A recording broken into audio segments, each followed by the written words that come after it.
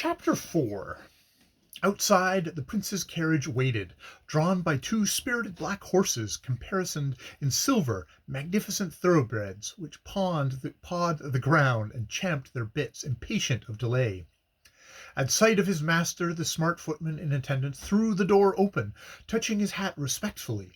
We stepped in. I preceded my companion at his expressed desire, and as I sank back among the easy cushions, I felt the complacent consciousness of luxury and power to such an extent that it seemed as if I had already left my days of adversity a long way behind me. Hunger and happiness disputed my sensations between them, and I was at that vague light-headed condition common to a long fasting, in which nothing seems absolutely tangible or real. I knew I should not properly grasp the solid truth of my wonderful good luck till my physical needs were satisfied, and I was, so to speak, once more in naturally balanced bodily condition. At present my brain was in a whirl, my thoughts were all dim and disconnected, and I appeared to myself to be in some whimsical dream from which I should wake up directly. The carriage rolled on rubber-tired wheels and made no noise as it went. One could only hear the even, rapid trot of the horses. By and by, I saw in the semi-darkness my new friend's brilliant dark eyes fixed upon me with a curiously intent expression. "Do you not feel the world already at your feet?" he queried, half playfully, half ironically. "Like a football waiting to be kicked? It is such an absurd world, so easily moved.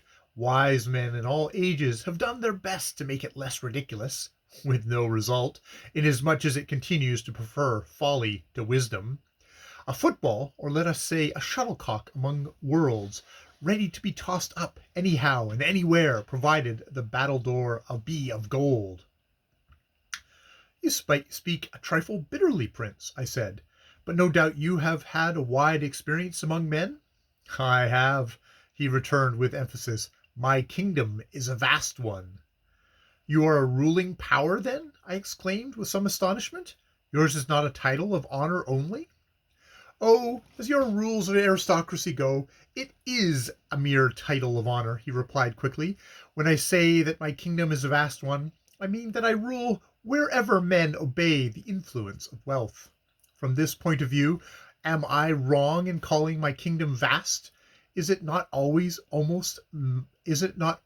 boundless?" "I perceive you are a cynic," I said. "Yet surely you believe that there are some things wealth cannot buy. Honor and virtue, for example." He surveyed me with a whimsical smile. "I suppose honor and virtue do exist," he answered, "and where they are existent, of course, they cannot be bought.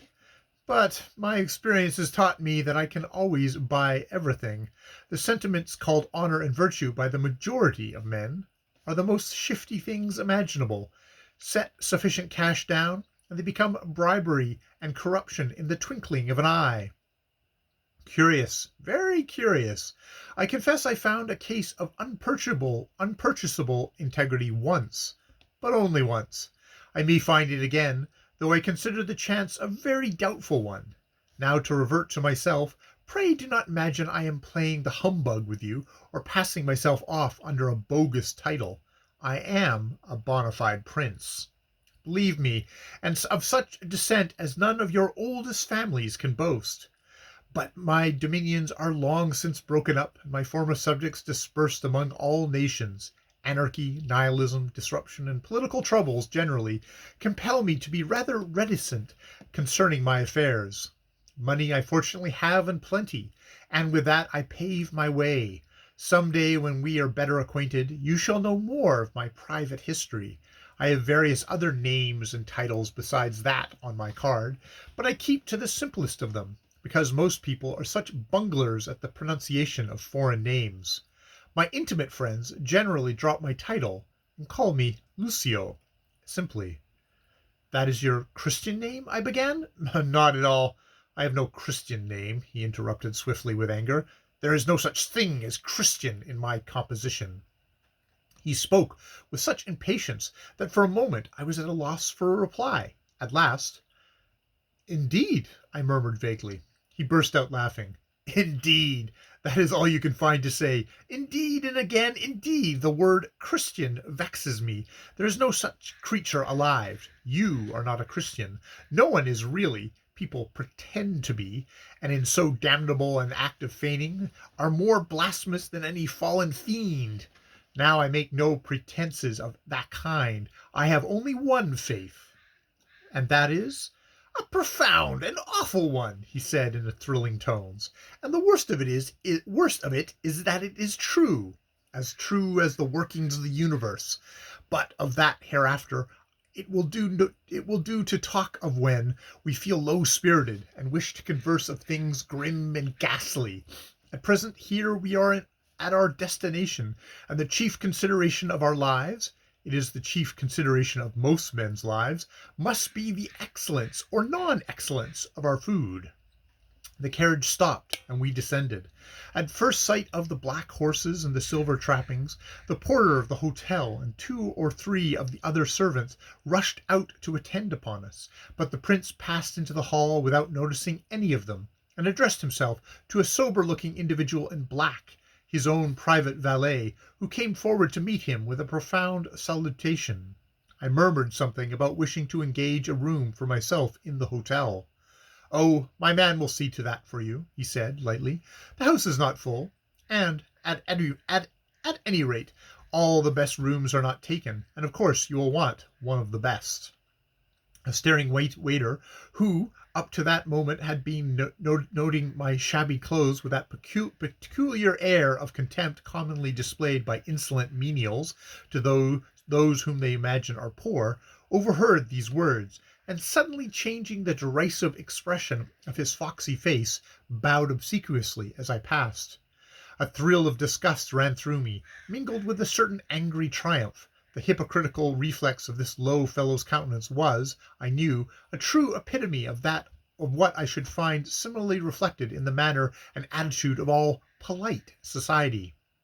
For there the estimate of worth is no higher than a common servant's estimate, and is taken solely from the money standard. If you are poor and dress shabbily, you are thrust aside and ignored. But if you are rich, you may wear shabby clothes as much as you like. You are still courted and flattered and invited everywhere, though you may be the greatest fool alive, or the worst blackguard unhung. With vague thoughts such as these flitting over my mind, I followed my host to his rooms. He occupied nearly a whole wing of the hotel, having a large drawing room, dining room, and study en suite, fitted up in the most luxurious manner, besides a bedroom, bathroom, and dressing room, with other rooms adjoining, for his valet, and 2 extra personal attendants. The table was laid for supper, and glittered with the costliest glass, silver, and china, being furthermore adorned by baskets of the most exquisite fruit and flowers, and in a few moments we were seated. The prince's valet acted as head waiter, and I noticed that now this man's face, seen in the full light of the electric lamps, seemed very dark and unpleasant, even sinister in expression. But in the performance of his duties he was unexceptionable, being quick, attentive, and deferential, so much so that I inwardly reproached myself for taking an instinctive dislike to him. His name was Emile, and I found myself involuntarily watching his movements. They were so noiseless, his very step suggesting the steady gliding of a cat or a tiger. He was assisted in his works by 2 other attendants who served as his subordinates and who were equally active and well trained. And presently I found myself enjoying the choicest meal I had tasted for many and many a long day, flavored with such wine as connoisseurs might be apt to dream of, but never succeed in finding. I began to feel perfectly at my ease, and talked with freedom and confidence, the strong attraction I had had for my new friend deepening with every moment I passed in his company. "Will you continue your literary career now you have this little fortune left you?" he inquired, when at the close of supper Emile set the choicest cognac and cigars before us, and respectfully withdrew. "Do you think you will care to go on with it?" "Certainly I shall," I replied, "if only for the fun of the thing. You see, with money I can force my name into notice whether the public like it or not. No newspaper refuses paying advertisements." "True, But may not inspiration refuse to flow from the full purse and an empty head? This remark provoked me not a little. Do you consider me empty-headed? I asked with some vexation. Not at present, my dear Tempest. Do not let either the Torquay we have been drinking or the cognac we are going to drink speak for you in such haste. I assure you that I do not think you empty-headed. On the contrary, your head, I believe from what I have heard, has been and is full of ideas, excellent ideas, original ideas, which the world of conventional criticism does not want. But whether those ideas will continue to germinate in your brain, or whether, with the full purse, they will cease, is now the question. Great originality and inspiration, strange to say, seldom endow the millionaire. Inspiration is supposed to come from above, money from below. In your case, however, both originality and inspiration may continue to flourish and bring forth fruit. I trust they may. It often happens, nevertheless, that when bags of money fall into a lot of inspiring geniuses, God departs and the devil walks in. Have you never heard of that? Never, I answered, smiling. Well, of course, the saying is foolish, and sounds doubly ridiculous in this age when people believe in neither God nor devil. It implies, however, that one must choose an up or a down. Genius is the up, money is the down. You cannot fly and grovel at the same instant. The possession of money is not likely to cause a man to grovel, I said.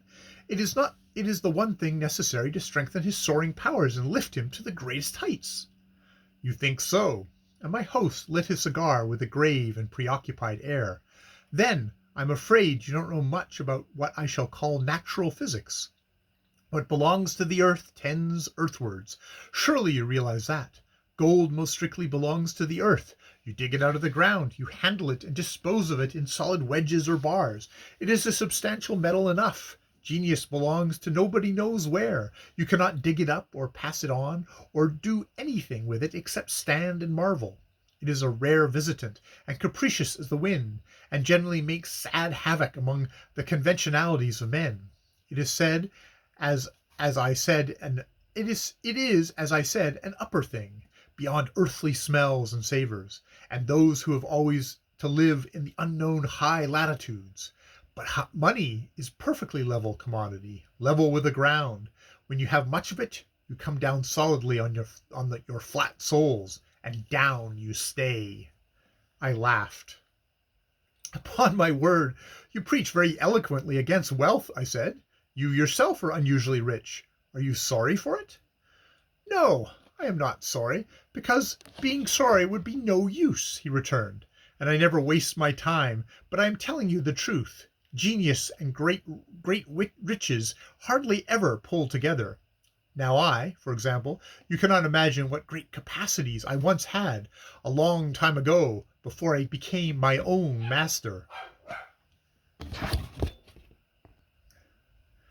And you have them still, I am sure, I averred, looking expressively at his noble head and fine eyes. The strange, subtle smile I had noticed once or twice before lightening his face. Ah, you mean to compliment me, he said. You like my looks. Many people do. Yet, after all, there is nothing so deceptive as one's outward appearance.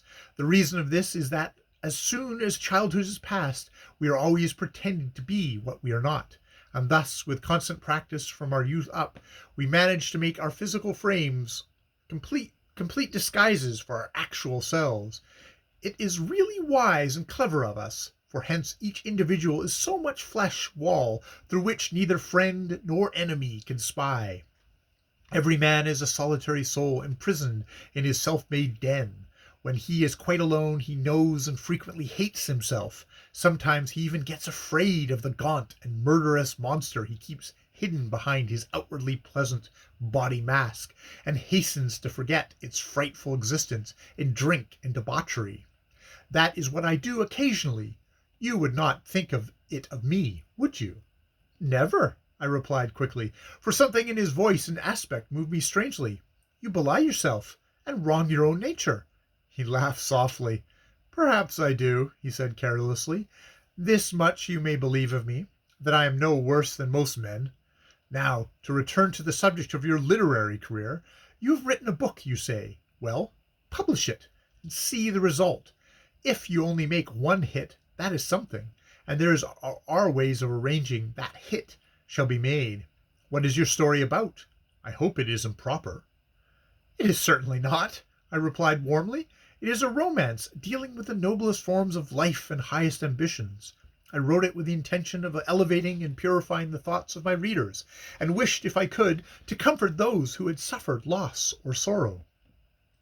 Romanes smiled compassionately. Ah, it won't do, he interrupted. I assure you it won't. It doesn't fit the age. It might go down, possibly, if you could give a first night of it, as it were, to the critics, like one of my most intimate friends, Henry Irving.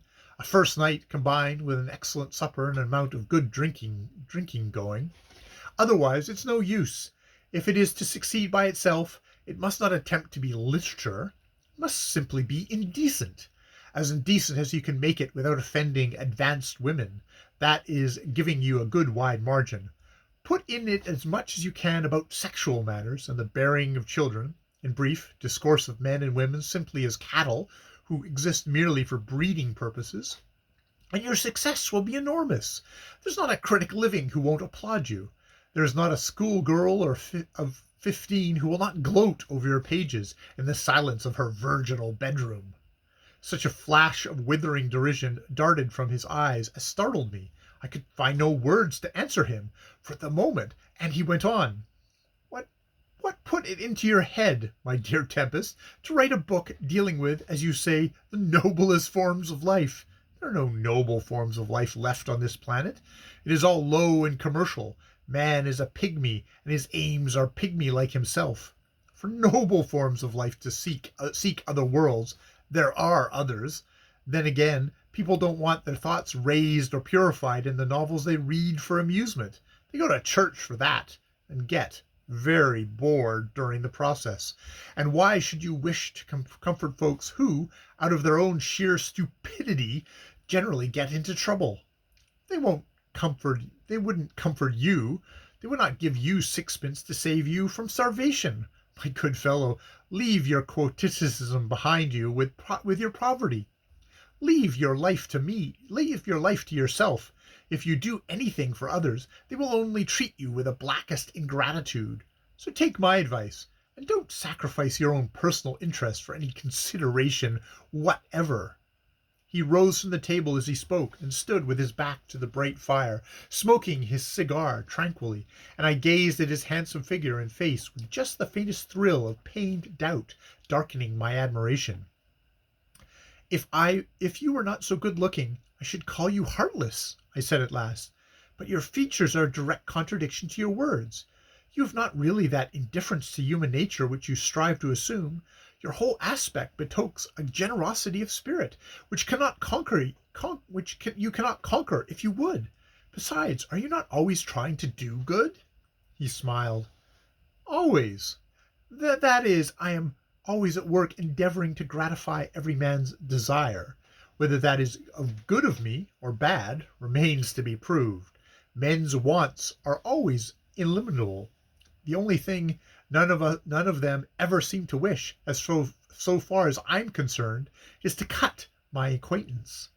Why, of course not. After once meeting you, how could they? I said, laughing at the absurdity of the suggestion. He gave me a whimsical side look. Their desires are not always virtuous, he remarked, turning to flick off the ash of his cigar into the grate. But, of course, you do not gratify them in their vices, I rejoined, still laughing. That would be playing the part of a benefactor somewhat too thoroughly. Ah, now I see we shall flounder in the quicksands of theory if we go any further, he said. You forget, my dear fellow, that nobody can decide as to what is vice, or what is virtue. These things are chameleon-like, and take different colors in different countries. Abraham had 2 or 3 wives and several concubines, and he was the very soul of virtue, according to sacred lore, whereas my Lord Tom Noddy in London today has 1 wife and several concubines, and is really very much like Abraham in other particulars, yet he is considered a very dreadful person. Who shall decide when doctors disagree? Let's drop the subject, and we shall never settle it. What shall we do with the rest of the evening? There is a stout-limbed, shrewd wench. There is a stout-limbed, shrewd wench at the Tivoli, dancing her way into the affections of a rickety little duke. Shall we go and watch the admirable contortions with which she is wriggling into a fixed position among the English aristocracy? Or are you tired, and would you prefer a long night's rest? To tell the truth, I was thoroughly fatigued, and mentally as well as physically worn out with excitements of the day. My head was too heavy with the wine to which I had so long been unaccustomed. Upon my word, I think I would rather go to bed than anything, I confessed. But what about my room? Oh, Emile will have attended to that for you. We'll ask him. And he touched the bell. His valet instantly appeared. Have you got a room for Mr. Tempest? Yes, Your Excellency. Apartment in this corridor almost facing Your Excellency's suite. It is not well furnished as it might be, but I have made it as comfortable as I think I can for the night. Thanks very much, I said. I'm greatly obliged to you. Emile bowed deferentially. Thank you, sir. He retired, and I moved to bid my host good night. He took my proffered hand and held it in his, looking at me curiously the while. I like you, Geoffrey Tempest, he said. And because I like you, and because I think there are the makings of something higher than mere earthly brute in you, I'm going to make you what you may consider perhaps consider I am going to make you what you may perhaps consider rather a singular proposition. It is this, that if you don't like me, say so at once, and we will part now before we have time to know anything more of each other, and I will endeavor not to cross your path again unless you seek me out. But if, on the contrary, you do like me, if you find something in my humor or turn of mind congenial to your own disposition, give me your promise that you will be my friend and comrade for a while, say for a few months at any rate. I can take you into the best society and introduce you to the prettiest women in Europe, as well as the most brilliant men. I know them all, and I believe I can be useful to you. But if there is the smallest aversion to me lurking in the depths of your nature, here he paused, then resumed with extraordinary solemnity, in God's name, give it full way and let me go, because I swear to you in all sober earnest that I am not what I seem. Strongly impressed by his strange look and stranger manner, I hesitated one moment, and on that moment, had I but known it, hung my future. It was true, I had felt a passing shadow of distrust and repulsion for this fascinating yet cynical man, and he seemed to have guessed it. But now every suspicion of him vanished from my mind, and I clasped his hands with renewed heartiness. My dear fellow, your warning comes too late, I said mirthfully. Whatever you are, or whatever you choose to think you are, I find you most sympathetic to my disposition, and I consider myself most fortunate in knowing you. My old friend Carrington has indeed done me a good turn in bringing us together, and I assure you I shall be proud of your companionship. You seem to take a perverse delight in running yourself down. But you know the old adage, the devil is not so black as he is painted. And is that true? He murmured dreamily. Poor devil, his faults are no doubt much exaggerated by the clergy. And so we are to be friends? I hope so. I shall not be the first to break the compact. His dark eyes rested upon me thoughtfully, yet there seemed to be a lurking smile in them as well. Compact is a good word, he said. So, a compact we will consider it. I meant to improve your material fortunes. You can dispense with that aid now, but I think I can still be of service in pushing you on in society. And love, of course you will fall in love if you have not already done so. Have you? Not I answered quickly and with truth. I have seen no woman yet who perfectly fulfills my notions of beauty. He burst out laughing violently. Upon my word, you are not wanting in audacity, he said. Nothing but perfect beauty will suit you, eh? But consider, my friend, though a good-looking, well-built man, you're not you're not yourself quite a Phoebus Apollo."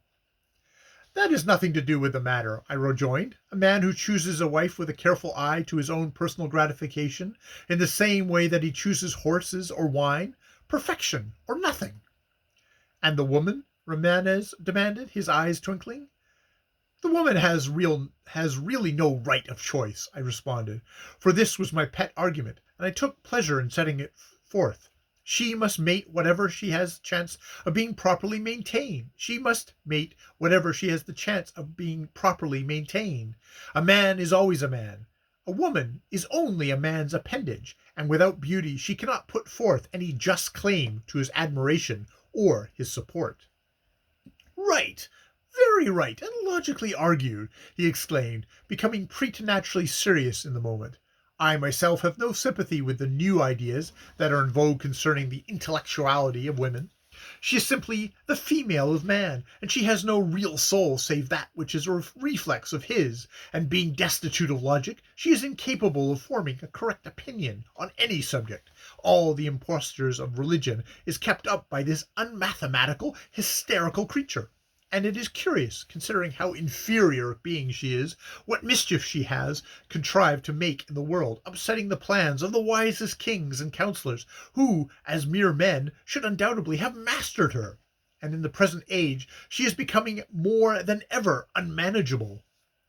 "It is only a passing phase," I returned carelessly, "a fad got up by a few unloved and unlovable types of the feminine sex. I care very little for women. I doubt whether I shall ever marry." "Well, you've plenty of time to consider, and amuse yourself with the fair ones en passant," he said, watching me narrowly. "And in the meantime I can take you round the different marriage markets of the world if you choose, though the largest one of them all is of course in this very metropolis. Splendid bargains to be had, my dear friend, wonderful blonde and brunette specimens going really very cheap. We'll examine them all at our leisure. I'm glad you have yourself decided we are to be comrades, for I am proud, I may say damnably proud, and never stay in any man's company when he expresses the slightest wish to be rid of me. Good night." "Good night," I responded. We clasped hands again, and they were still interlocked when a sudden flash of lightning blazed vividly across the room, followed instantaneously by a terrific clap of thunder. The electric lights went out, and only the glow of fire illuminated our faces. I was a little startled and confused. The prince stood still, quite unconcerned, his eyes shining like those of a cat in the darkness. "What a storm," he remarked lightly. "Such thunder in winter is rather unusual. Emile!" The valet entered, his sinister countenance resembling a white mask made visible in the gloom. "These lamps have gone out," said his master. "It's very odd that civilized humanity has not yet learned the complete management of the electric light. Can you put them in order, Emile?" "Yes, your excellency." And in a few moments, by some dexterous manipulations which I did not understand and could not see, the crystal case jets shone forth again with renewed brilliancy. Another pearl of thunder crashed overhead, followed by a downpour of rain. "Really remarkable weather for January," said Romanes, again giving me his hand. "Good night, my friend. Sleep well." "If the anger of the elements will permit," I returned, smiling. "Oh, never mind the elements. Man has nearly mastered them, or soon will do so, now that he is getting gradually convinced that there's no deity to interfere in his business. Emile, show Mr. Tempest to his room." Emile obeyed, and crossing the corridor ushered me into a large, luxurious apartment, richly furnished and lit by the blaze of a bright fire. The comforting warmth shone welcome upon me as I entered, and I, who had not experienced such personal luxury since my boyhood days, felt more than ever overpowered by the jubilant sense of my sudden extraordinary good fortune. Emile waited respectfully, now and then furtively glancing at me with an expression to which my fancy had something derisive in it. "Is there anything I can do for you, sir?" he inquired. "No, thank you," I answered, endeavoring to throw an accent of careless condescension into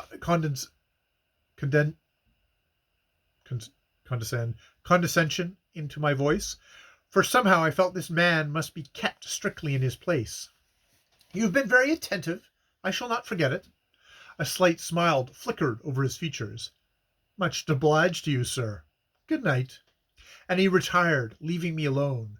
I paced the room up and down more dreamily than consciously, trying to think, trying to set in order the amazing events of the day. But my brain was still dazed and confused, and the only image of actual prominence in my mind was the striking and remarkable personality of my new friend Romanes. His extraordinary good looks, his attractive manner, his curious cynicism, which was so oddly mixed with some deeper sentiment to which I could not give a name. All the trifling yet uncommon peculiarities of his bearing and humor haunted me, and became indissolubly mingled, as it were, with myself and all the circumstances concerning me. I undressed before the fire, listening drowsily to the rain and thunder which now was dying off into sullen echoes. "Geoffrey Tempest, the world is before you," I said, apostrophizing myself indolently. "You are a young man. You have health, a good appearance, and brains. Added to these now you have 5 millions of money, and a wealthy prince for your friend. What more do you want of fate or fortune? Nothing, except fame. And that you will get easily, for nowadays even fame is purchasable, like love. Your star is in the ascendant. No more literary drudgery for you, my boy. Pleasure and profit and ease are yours to enjoy for the rest of your life. You are a lucky dog. At last you have your day." I flung myself upon the soft bed, and settled myself to sleep, and, as I dozed off, I still heard the rumble of heavy thunder in the distance. Once I fancied I heard the prince's voice calling, "Emile, Emile," with a wildness resembling the shriek of an angry wind.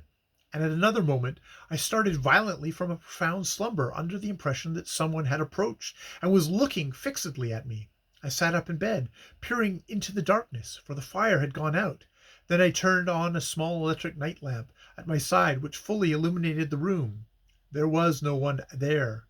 Yet my imagination played me such tricks before I could rest again that I thought I heard a hissing whisper near me that said, "Peace, trouble him not. Let the fool in his folly sleep." End of chapter 4 of The Sorrows of Satan.